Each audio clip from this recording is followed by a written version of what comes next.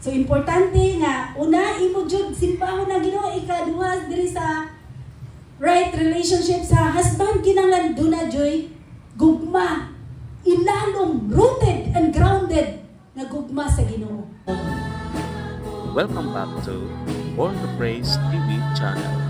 We are created to praise. Kay mo flow ang gugma sa bana mga igsoon. Duna sila'y maayo nga pagsabot mga igsoon. Dini si Elkana mga igsoon, ingon diri sa 4 o sa 5. Inighala nila ni Elkana og mananap nga sunugon na taga niya usa ka bahin. Si Penina og tagsa-tagsa kabay niya mga anak apan bisag mas gigugma niya si Hana, hatagan lamang niya usa ka bahin kay wala man siya hatagi sa Ginoo og anak. Sa tupa fair iyang pagtagad. Ngigsuon. Ito kinaman to yung mga anak. Pero sa diringan last ng mga portion mga igsoon, ato makita kung kinsagi panalanginan pag-ayo.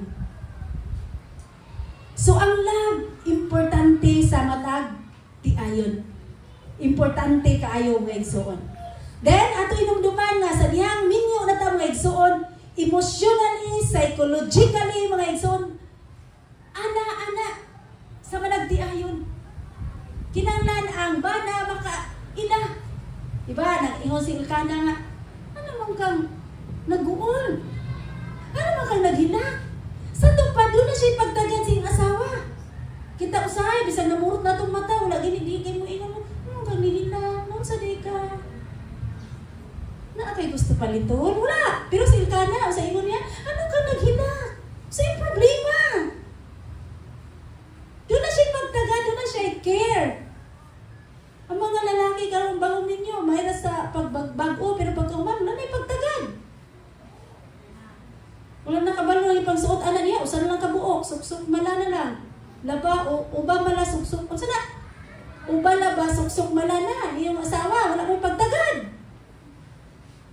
Ang mga asawa po, wala mo ipagtagan, uba laba, suksok mala na po na ilang asawa, busnod, tres likod, busnod po sa ay lagi suot, gari kayo naara ba ika-partner na, so di na mainan. Pero kung ikaw, doon na kay care, matagliyok sa imong asawa o sa imong bana, makabalo ka. Kung sa iyang gibati. Sa Elkana, sa imong niya, ano ka naghila? Ano nag-uol? Ano mo nagikiluhan mo, naglima ka kilo na imong namong? Nagwapa marunta ka, ano nang bakot na ba namin, niluy-luy naman namin. Igsoon, na siya'y paglantaw sa iyang asawa. Na siya'y close relationship sa iyang bana, sa iyang asawa. Kita. So ato na apply, ato na inumduman. Kaya na yung mga asawa, grabe po mo, away sila mga bana niya, wala po pag, una-una nga, ay, gikan di ka sa trabaho. Oo, gikan ko sa trabaho niya, wala gani, bisa pag, mo pa inong, wala ka nagdalang isda. My God. Nagsuon. So ato jud inumduman. Grabe ka. Importante ang role diri sa mama. Kinanglan all around. Kabalo ka mo gunit og martilyo, gabas, janitor, maid, sa pa. Labandira,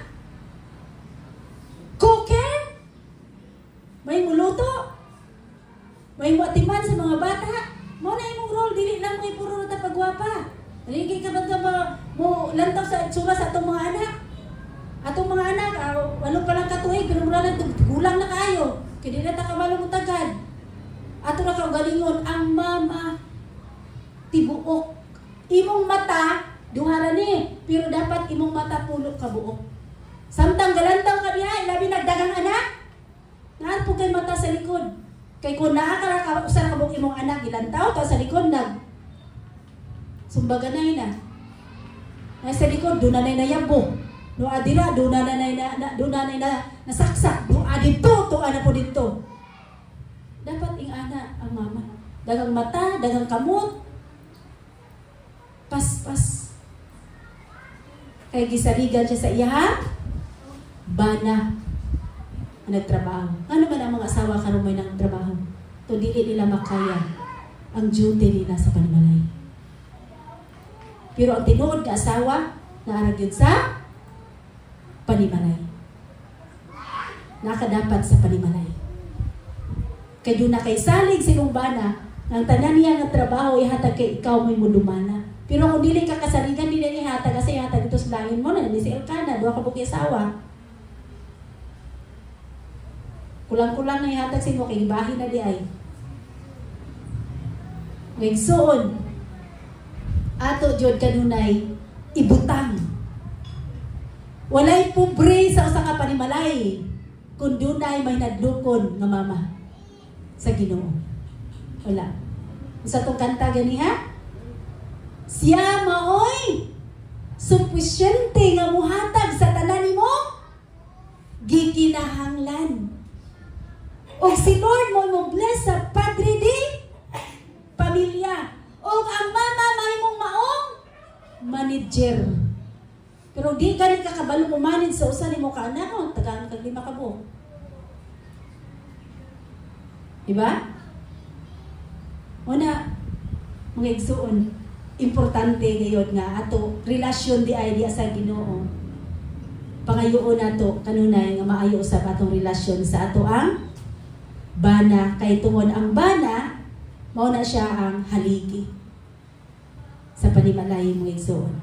So, nindot kaayo kon ato na ibutang ang tinuod di ay nga relationship mga igsuon makita sa buhat, makita sa atiman, makita diha nimo nga kanunay ka bisan tuwa ka sa trabaho, makayon ka, kumusta diha mga anak? Kamusta dira mahal ang mga anak ko? Kamusta kayo? O. Sa to sa layo, ano man ang concern wala na wala. Pero naay mga bana nga bisan 5 na dagay ka tuig wala na tawag-tawag. Wala na ang love, wala na ang concern, wala na ang action, hindi na padala kwarta. Tungod kay wala yung kahadlok sa Ginoo. Nagdula na o dili, maayo, kay wala yung kahadlok sa Ginoo. Pero usa ra ka oras, mingawon ka tungod kay doon naman mo intimate relationship. Gang, asa ka gang, bisag usa ra ka oras. Giningaw dahil ka magpaganit na nakita diri lakaw ra ko kadto dili kay ikaw man akong partner, we are one, di ba? So kun kamo duha day mo mong usa malimot day ka dili wala di ka malimot dili mo pwede magkaon nga di ka madungan kay usa na mo di ba sa ako naglakaw mo nagbakasyon na usa pero kung naara mo sa inyong panimalay dili pwede nga mag-unahay og kaon ang managtiayon why you are one. Ano maka mag-unaon og kaon? Ano maka mo balin og tulugan? So sa to pa wala mo good relationship. Kung nag-unahay bala siya na siya kaon eh. Igama na ta. Kay guba ato kasing-kasing mo na makailanay ko guba rin kasing-kasing ani kay dili man lagi siya nagdugang kaon. Guba. Pero kung ang bana o ang asawa, dunay intimate relationship, makabalo siya rin nga. Ano man ka? So, bisag dili pa siya nakahatag o rason na nag-uol ka, makabalo na ka nga, nag-uol siya siyang trabaho, so maka-comfort na ka. Kaya doon naman mo intimate relationship. Muna, mga igsuon, kaimportante sa kinabuhi sa asawa. Dili lang kay sa bana, mo comfort ka sa imuha, mga anak. Kung imong anak pulo ka buo, ang imong love sa usa nimo ka bata, ing anak kadako, sa pag-abot sa ikaduha, padak-an na nimo, dili pagamyan pag-abot, padak-an hangtod nga maapod sila tanan. Sa patient, usaw nimo pagpadako. Nga kani nga kinaiya, hurot gud akong pasensya. Sa ato pa katong nabilin wala na. Usa na ba to nimo wala na kay pagtagan. Mamatay ko ani. Ana na. So pa na tong uban. So makaingon sila nga, wala din pakialam akong mama nako. So mo na mga bata nga dili nila ma-praise ang ilang mama. Dili sila daygon ingon si Proverbs nga ang buutan nga asawa o ang dunay kahadlok nga asawa unsaon siya sa iyang mga anak daygon. Para sila akong mama, ako biya ng mama. Ako ng mama, mana ng mga anak dahil siguro, ma, asa kami, ma.